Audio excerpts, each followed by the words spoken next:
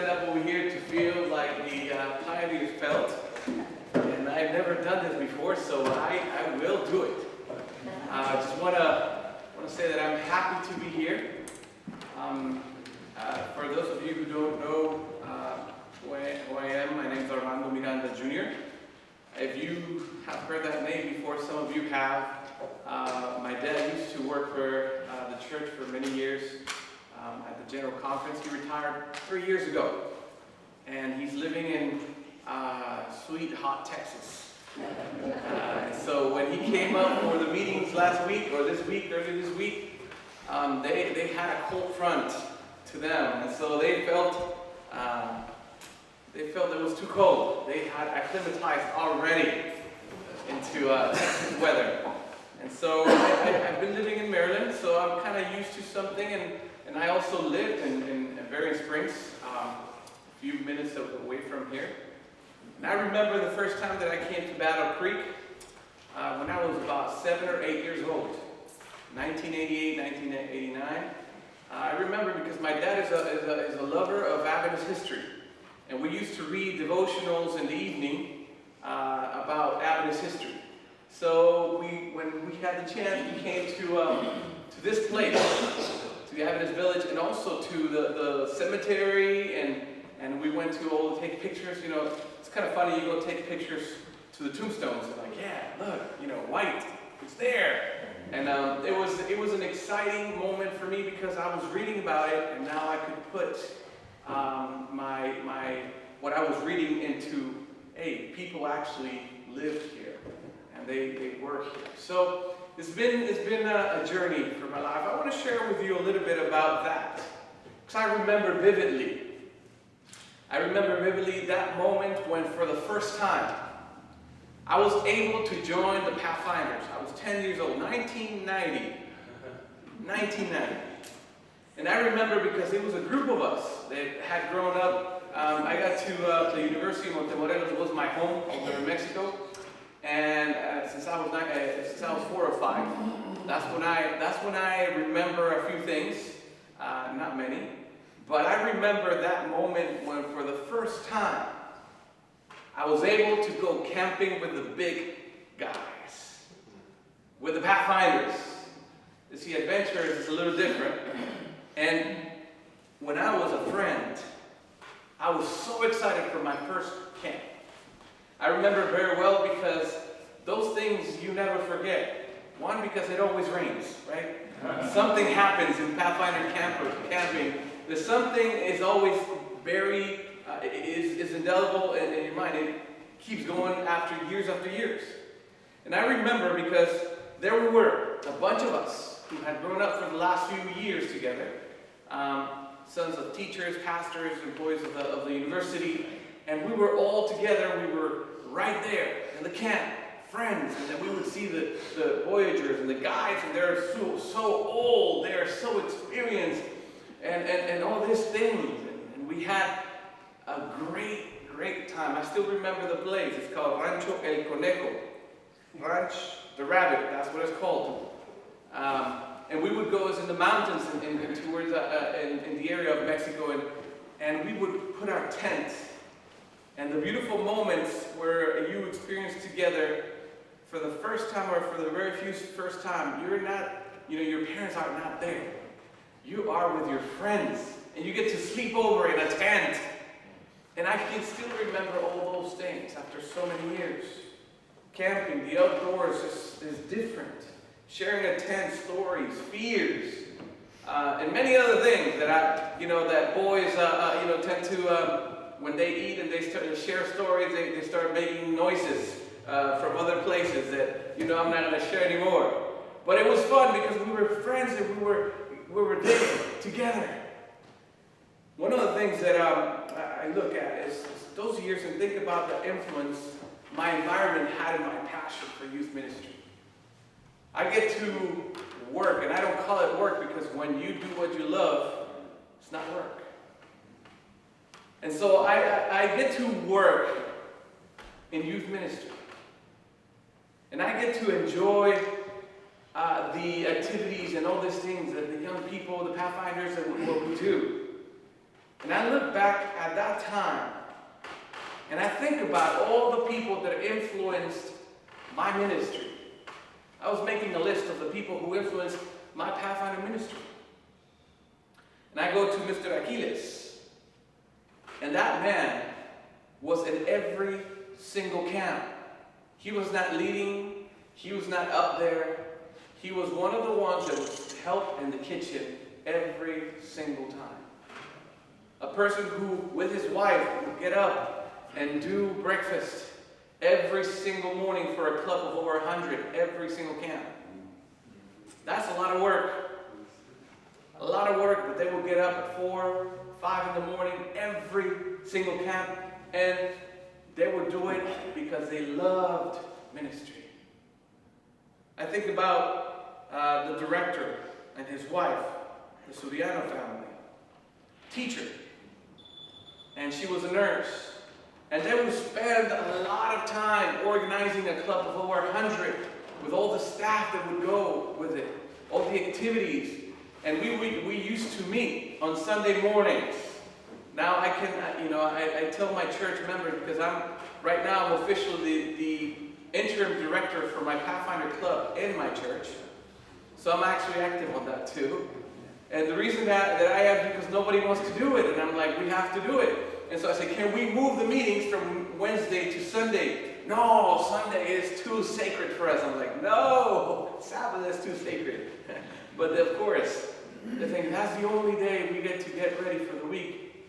But I remember that when I was growing up, my meetings were on Sunday morning at 8 o'clock. Sunday morning at 8 o'clock, and everybody would try to get there on time. We had over 100 Pathfinders, and 100 Pathfinders and families would get up on Sunday morning at 8 o'clock. Line up. We have the captain of the unit. We had everybody reporting. We do inspection. It's a lost art. You do inspection on your, you put your fingernails out, and then you go around like that. I remember, and even on Sunday morning, they would do that. So you would have to come combed and, in decent shape, and also clean. And I remember Mr. Suriano and his wife leading the club for many years. They're my neighbors also. They lived five houses from me. And his children used to play with me. We used to be in the street playing. But I remember him because he was steady. And he would just keep going even with the mayhem of 100 Pathfinders or more under his care. I also remember Pastor Reese, the youth pastor.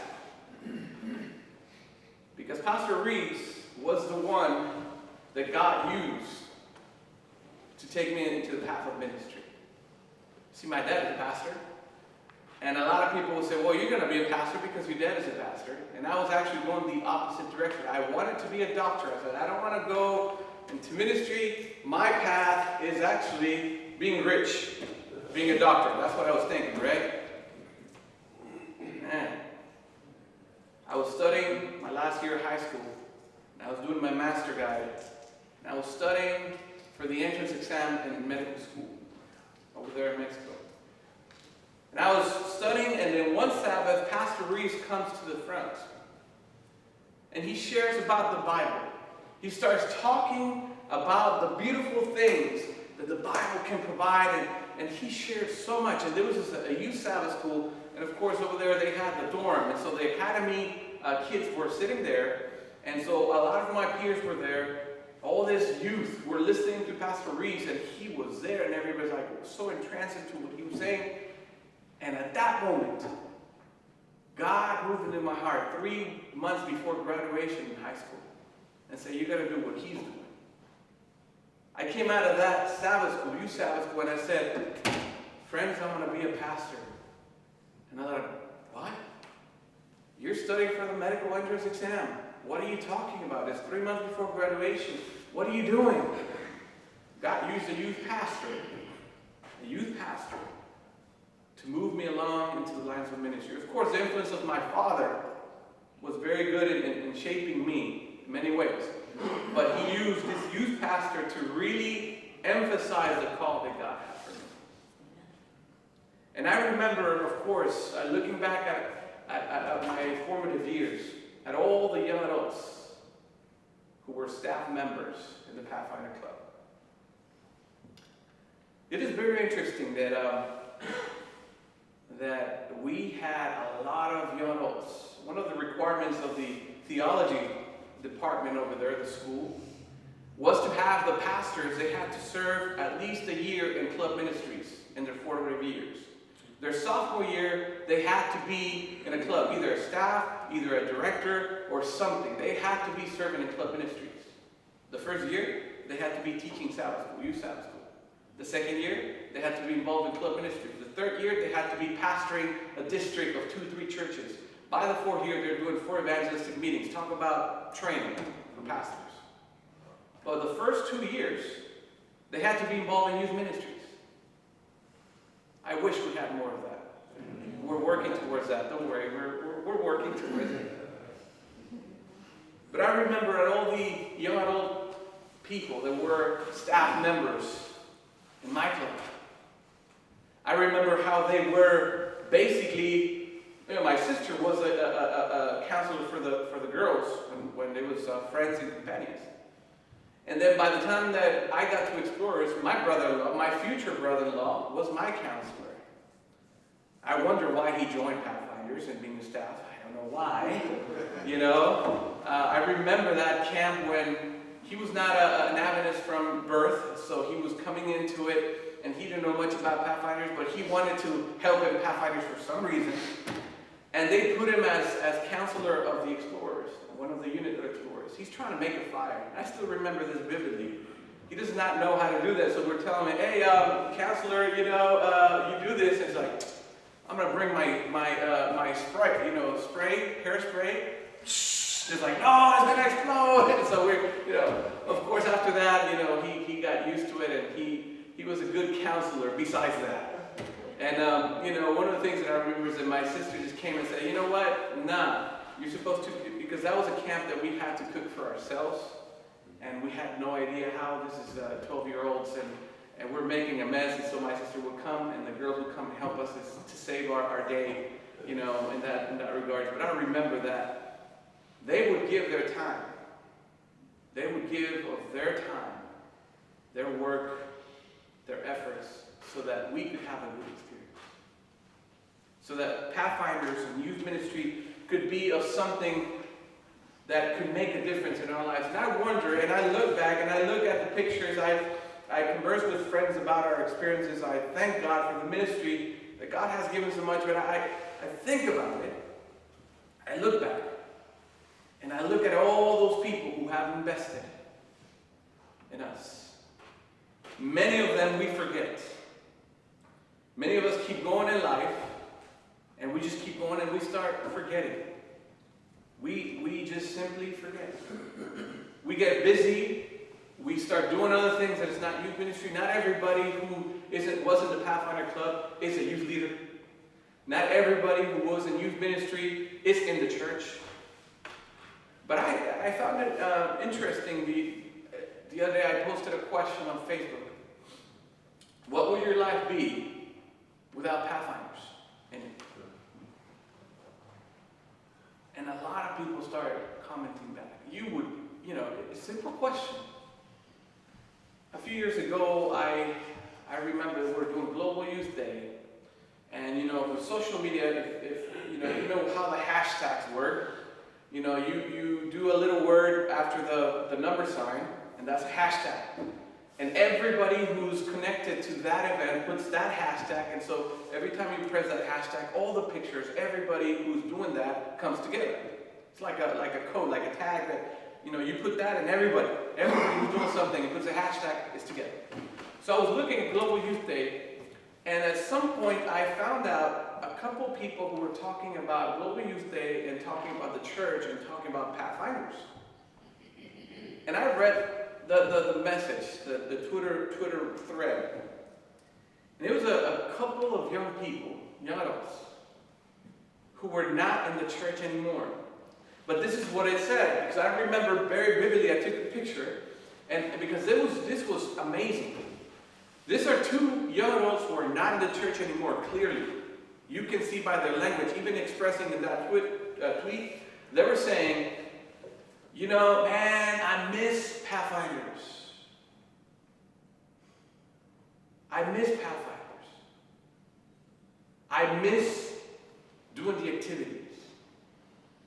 And then the other one replies, that's the only thing that is good for me from my past. These are young people who are outside the church, and the only memories, good memories that they have from their youth, from church, is Pathfinder ministry. This is something that I look upon and I look at what we're doing, we're trying to do here. Why are we doing this? Why are we trying to get a museum? Why are we trying to do all these things?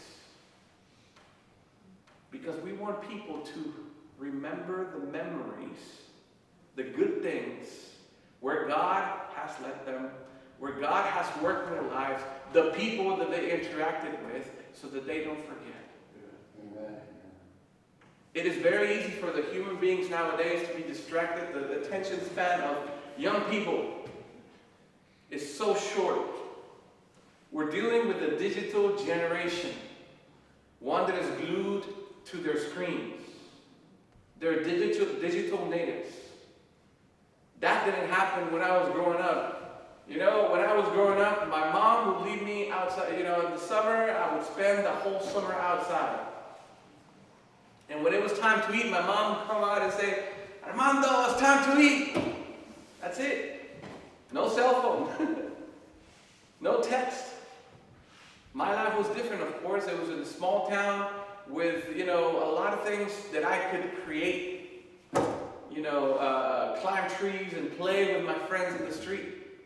We find ways. Now it's kind of sad to see that when people get together, they sit down around a couch and all of them have phones and they're talking to each other through the phone sometimes, sitting around, but they're not together. You know what I mean? They're together, but they're not together. It's a different world. And a world that we have to go in and try to make a difference for them. So I look back at the same time and I look that many of my friends also are not in Pathfinders anymore. They're not in youth ministry. They're not in the church, many of them who grew up with me. So what made the difference? You know, I look at why we do what we do. And I see that a program with purpose and committed leaders will create an environment where young people can grow, learn, and thrive. This is what we do. We have a program that God has given us somehow, developed through the years, that has a purpose of bringing them closer to God in every single way. Now, the program in itself will not change them, but the environment that we create with that program and the Holy Spirit will change them. And so that's the reason we do what we do. That's the reason we're here. A program that has biblical principles will make a difference in the lives of young people, even into eternity. And those who have left the church will look back at Pathfinders, at youth ministry that they were part of, and they will say, man, I miss those times. Even though they're outside the church. They will miss those moments because there were adults and people who were encouraging them at that moment through this program. So, why do we do what we do? The possibility of change, the possibility of seeing young people get to know Jesus, of finding meaning and purpose, of learning Bible-inspired principles, of making memories that will last a lifetime. That is what we do. That is why we do what we do.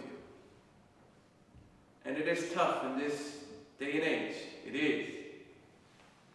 But the pioneers did not give up just because it was tough. We're talking about the cold weather here this morning. And some manna was already a few days ago, was manna on the ground, right? White stuff already. But it's Michigan, it's normal. And we were thinking about it. I was thinking about it, and I was thinking about the story that I read about Ellen White trying to cross through the winter, going somewhere, and they get stuck, and they prayed, and they found a place, and they found a way, and they kept going, and amazing stories of perseverance, of sharing the gospel with everybody who they could meet. And I look at what we're trying to do, and I say, we have the same goal in a different way. We're trying to do youth ministry and reach this generation for Jesus. And we cannot be stopped if it gets cold, if the kids are too much on their phones, if they're not paying attention. We can't stop. We continue to do what we do because we want them to find Jesus. So most of you know and live this. You have dedicated a whole life to serve and lead youth, so that they might have an experience that could change their lives forever. Most of you have spent many hours, days, years, months on the ground camping, dealing with things that you say, why did I do that? Why did I leave my comfort of the home and spend it here when my back aches? Where I have to deal with some parents that think that they're the most important ones, their child that needs everything, and everybody else goes to the side. You know this. You keep going no matter what happens. You understand that we don't do this to entertain young people. There is a meaning and there is a purpose behind all of this. Some may call it madness. I think about what Paul said in 1 Corinthians. When he's talking about the gospel to the Greeks, to the Romans, it's just madness. But for us it's different. We do it because there's a purpose and a meaning behind it all. So, the youth of today are different. They challenge us in many different ways. This generation has many challenges, like every generation, but we still have to keep going. I know you who were there and trying very hard to not forget the things God has done in your life and in your ministry. I know that you are aware of the time we live in, and I know you will continue serving until you can't anymore. And God has granted you the passion and strength. So that's the reason we are here. Because we don't want to forget the youth of today. Looking back and looking into the past, the histories is nice. But they have to have a purpose. The purpose is so that the youth are not forgotten. Just as before, there were challenges. Their stories of deliverance. I remember, once again, reading those books on the evenings. My dad would have these books that the church produced about Adventist history. And I remember reading the stories, and I was encouraged, and I was emboldened about my faith, just by listening to the stories that these pioneers had to go through. Just as I read those stories, and many of you have read the stories and encouraged, I believe that what we're trying to build here is something similar. So that people won't forget what God has done. So when we look back, we can say, our God is faithful. We have served Him, and He will continue to bless us as we go. I pray that whatever happens in the next few months, years with this museum, I pray that this is a tool for people to know that youth ministry is alive and well. That the experiences that God has been with us through those experiences, that those would be a testament to the following generations. That He will be faithful with them too. So that we can look back and we can talk about all those people who influenced our lives. That they influenced their lives. Anybody who can come and see things about the history of their church, of their ministry. I think it will be emboldened and it will give them a faith to go through tougher times. So that's what we're doing here. We don't want to forget the youth of today. And this will help us in our mission of reaching more young people for Christ. Let us pray. Dear Heavenly Father, I just want to thank you so much because you are good to us. Thank you because you have led us, and you will continue to lead us. There's a vision here, Lord. There's something happening. We don't know how this is going to happen, but we trust that you are going to provide, that you're going to lead. We want to make a place so that people will look back and say, God has been faithful. And just as he has been faithful, he will be faithful to me too. So Lord, as we continue talking and sharing and planning and listening to presentations today, give us the strength, the wisdom, and the courage to keep going on. The mission's still too great. There are a lot of things to be accomplished, but Lord, we keep doing it because you have called us. Because you have given us a mission. You have given us a job to bring more young people to your feet. That's it, Lord. That's what we want to do. To bring more young people to a knowledge of you, because that is life eternal, that they may know you. So Lord, thank you so much. In this setting, in this place, in the steps of the pioneers, we give our lives to you once again. And all these things I ask in Jesus' precious name. Amen.